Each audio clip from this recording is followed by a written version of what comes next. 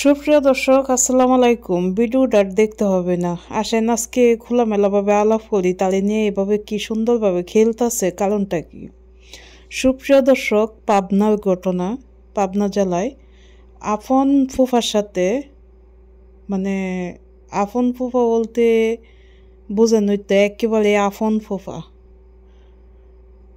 যে বাপের বোনের স্বামী, ঠিক আছে। আপনারা হয়তো বুঝতে বাকি নাই যে আপন ফুফা কারে কয়। তো ফুফা, মামা, কাকা এইগুলো আমরা জানি যে বাবার সমতুল্য।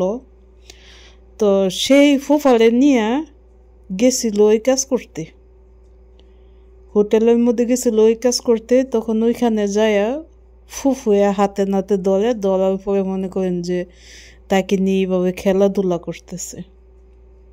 তো এখানে যারা যারা জড়িত হয়েছিল সবাই কিন্তু তাকে প্রশ্ন করতেছিল যে সেই আপন ফুফার সাথে কিভাবে এই কাজটা করতে পারলো বা এখানে আসলো।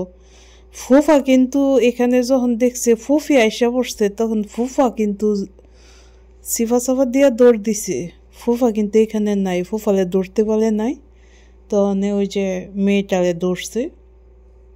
তো ধরার পরে তাকে নিয়ে খেলাধুলা করতেছে আর বারবার জিজ্ঞেস করতেছে যে এই কাজটা কেন করছে। তো মেয়েটা বারবার বলার চেষ্টা করতেছিল যে আমি তো করি নাই, ফুফাই আমার সংসারটা মানে সংসারটা নষ্ট করে দিছে আর কি, এলোমেলো করে দিছে, যে কারণে আমি ফুফারে নিয়ে আইছি।